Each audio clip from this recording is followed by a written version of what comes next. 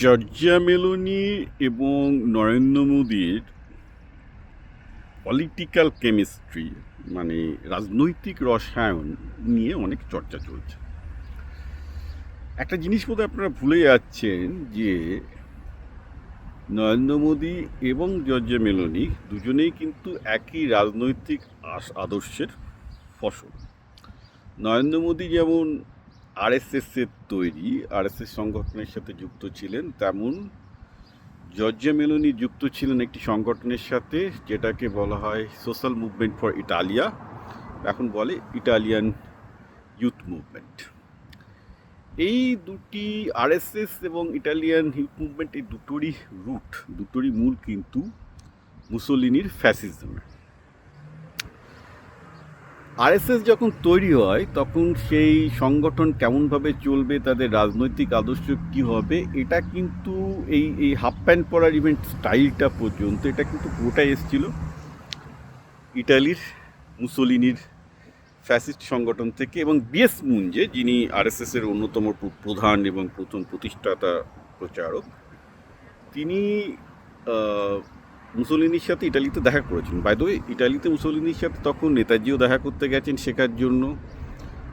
তখন বেসিক্যালি রবীন্দ্রনাথ মুসোলিনির সাথে দেখা করেছেন, কারণ সেই সময় ফ্যাসিজম, আজকে হয়তো ফ্যাসিজম একটা ঘৃণ্য নাম, কিন্তু যখন বিএস মুঞ্জে মুসোলিনির সাথে দেখা করছেন, বা তারও 3 বছর বাদে নেতাজি 34-এ দেখা করছেন মুসোলিনির সাথে, তখন কিন্তু সবাই ফ্যাসিজমে পুরো অবাক যে মাত্র 20 বছরের মধ্যে ইটালিকে তারা পাল্টে দিয়েছে। মানে ইটালির একটা সময় সাক্ষরতার ছিল বোধহয় 15%, সেখান থেকে হঠাৎ করে 100% হয়ে গেল। তবে ইটালিতে আগে প্রচুর মাফিয়ারা রাজত্ব করতো, ব্যবসা করা যেত না, সেখানে হঠাৎ করে বিশাল ব্যবসা করা সম্ভব হলো, অনেক কিছু ব্যাপার ঘটেছে।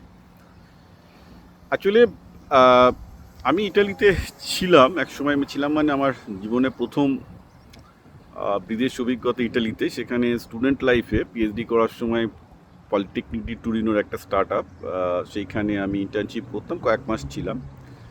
তো সেই সময় আমি ইটালিতে যেটা দেখেছি, পরবর্তীকালে সেটা আরও বড় হয়েছে, যে সেই সময় যারা বয়স্ক লোক, একজন এইচআর ছিল আমার কোম্পানির, তিনি মুসোলিনির খুব ভক্ত ছিলেন এবং তাদের একটা গোপন সংগঠন ছিল। Actually he was part of that Italian youth সংগঠন, sorry social movement for Italia যেটাকে বলতো ওরা আর কি।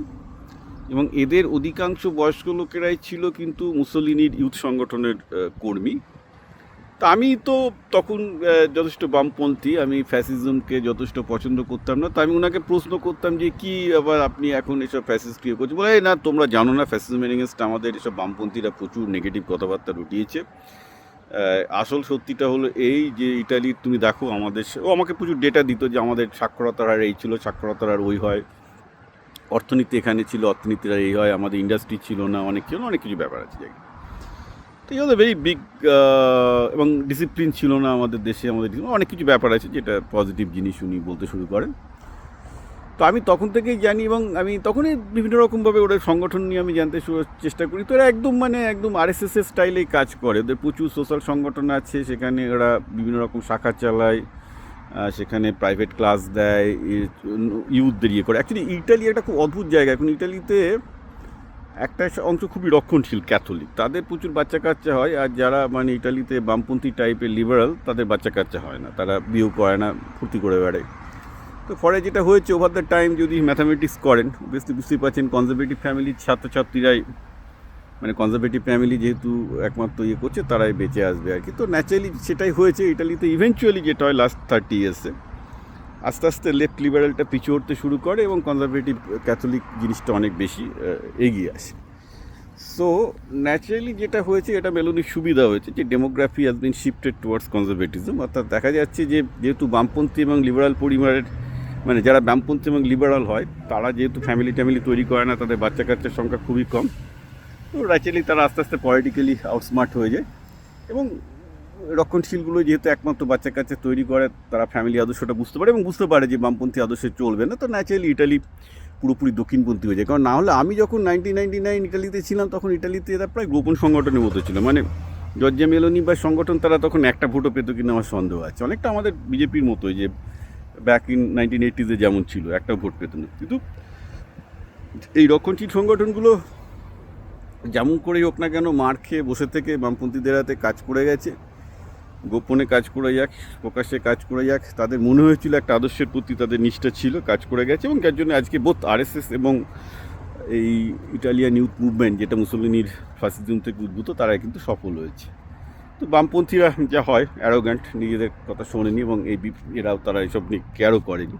যে পয়েন্টগুলো আমি তুলি দেখেন তো আমার পোস্টের এগেনস্টে কিরম নেগেটিভ কথাবার্তা বলে, তো এদেরকে কে পাত্তা দেয় আর কি, সোজা কথা। আস্তে আস্তে মানুষ ঠিকই বুঝতে পারে যে কোনটা তাদের দরকার। তো সেটাই হলো যে বেসিক্যালি জর্জিয়া মেলোনির পার্টি বলুন আর এদিকে বিজেপি বলুন, মোটামুটি এরাই এখন, এবং গোটা ইউরোপ জুড়ে ন্যাশনালিস্টটাই একমাত্র ক্ষমতায় আসছে, এবং আল্ট্রা ন্যাশনালিস্টরা ক্ষমতায় আসছে, যাদের আদর্শগত অবস্থান কিন্তু মুসলিনির ফ্যাসিজম। মুসলিনিকে ফাঁসিতে লটকে মারা হয়েছিল সেটা অন্য ঘটনা, কিন্তু ঘটনাটা হচ্ছে এই যে বেসিক্যালি মুসলিনি ফ্যাসিজম এখন গোটা ইউরোপ জুড়েই সাংঘাতিক রকমের পপুলার। অর্থাৎ ফ্যাসিস্ট ন্যাশনালিজম যেটাকে আপনারা বলি, যেটাকে একটা সময় ঘৃণ্য জিনিস বলে চালানো হতো, ওরা দেখা যাচ্ছে গোটা ইউরোপে কিন্তু সেটাই ফিরে আসছে, এবং ব্যাপক রেটে ফিরে আসছে।